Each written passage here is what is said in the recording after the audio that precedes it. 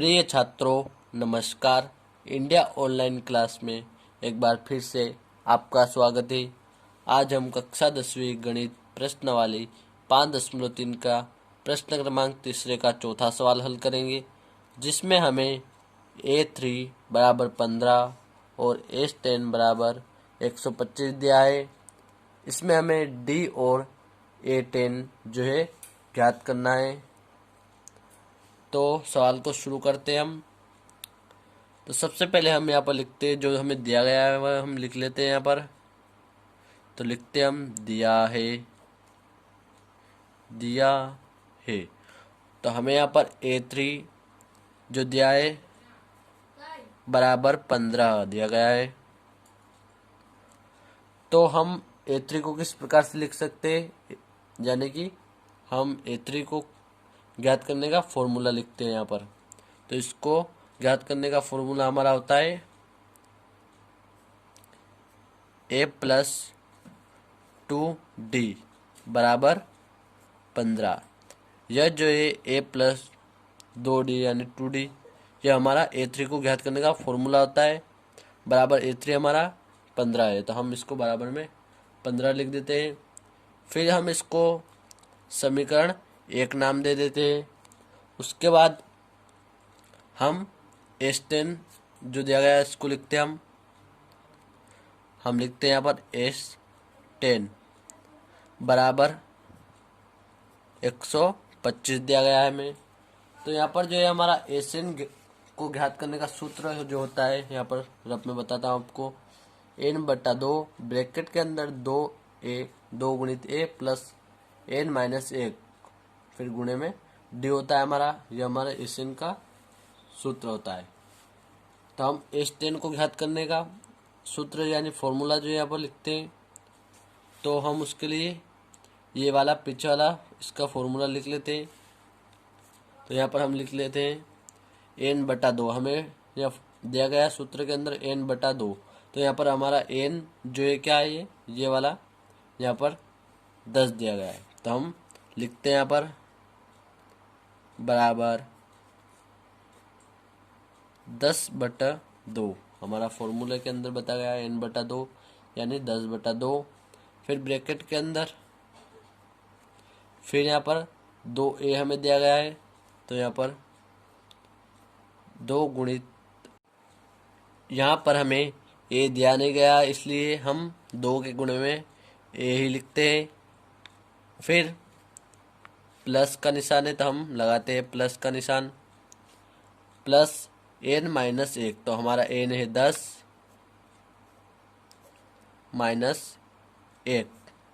फिर गुणे में इसने हमें दिया है d, तो हमारे पास d भी नहीं है, तो इसको भी हम जो का त्यों लिखते हैं। तब हम इसके बराबर में 125 लिखते हैं, बराबर 125, क्योंकि यह जो हमारा S10 को ज्ञात करने का एक फॉर्मूला हो गया, जो कि हमें S10 दिया गया यहाँ पर 125, इसलिए हम बराबर में 125 लिखते हैं। फिर इसको हम हल करते हैं। हम 2 से 10 में भाग देंगे, तो हमारा यहाँ पर क्या बचेगा, 5 बच जाएगा। फिर ब्रैकेट के अंदर 2 गुणित a, तो हम इसको डायरेक्ट 2a लिख सकते हैं। प्लस 10 में से हम 1 माइनस करेंगे, तो हमारा बचा 9। तो यहाँ पर हमारा हो जाएगा 9 और गुणे में d है, तो यहाँ पर 9d जो है हमारा हो जाता है। फिर बराबर 125। फिर 5 जो है हमारा 2a प्लस 9d के जो है गुणे में है, तो यह हमारा 125 के बराबर से इधर आएगा, तो 125 के बटे में चला जाएगा।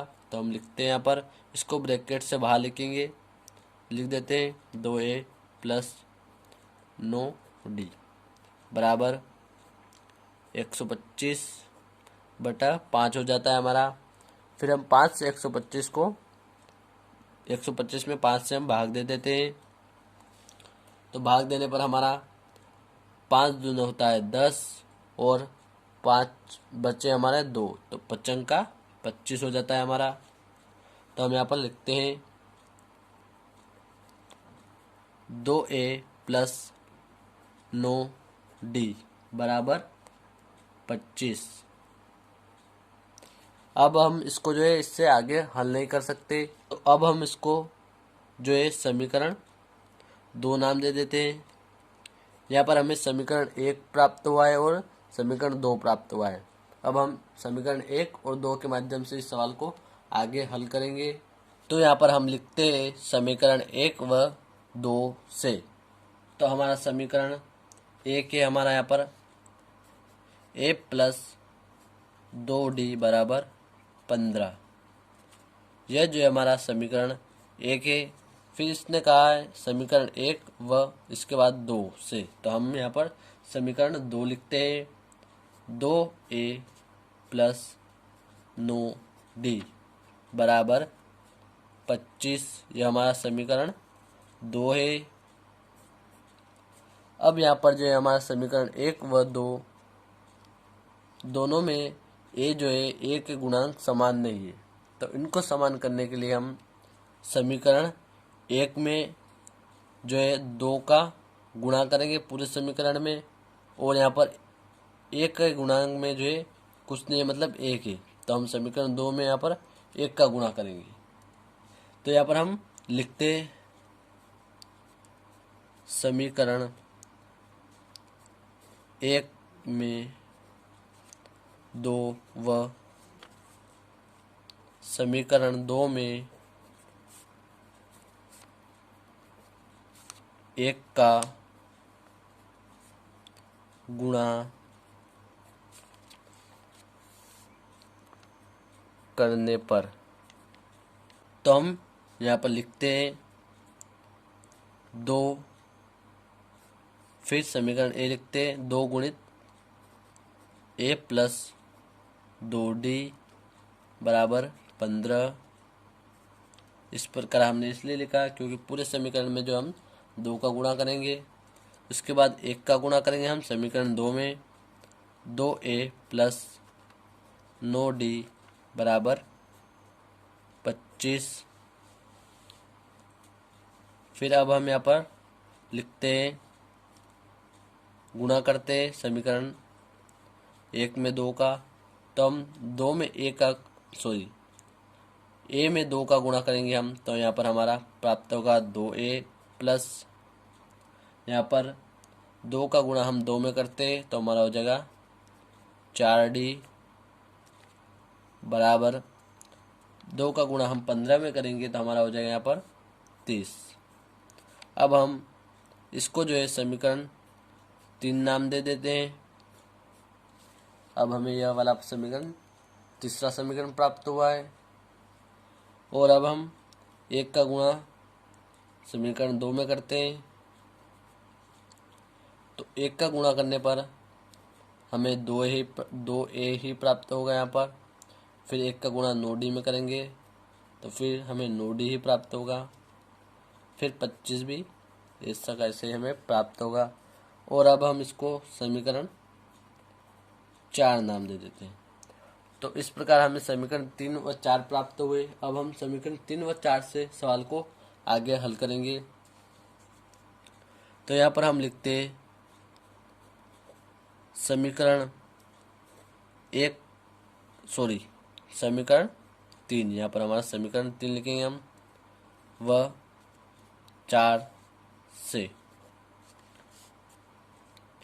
हमारा समीकरण 3 है यहाँ पर 2a प्लस 4d बराबर 30। फिर समीकरण 4 है हमारा 2a प्लस 9d बराबर 25। तो यहाँ पर हम कोष्टक के अंदर लिखते हैं घटाने पर। हम समीकरण 3 में से समीकरण 4 को घटाएंगे घटाने पर।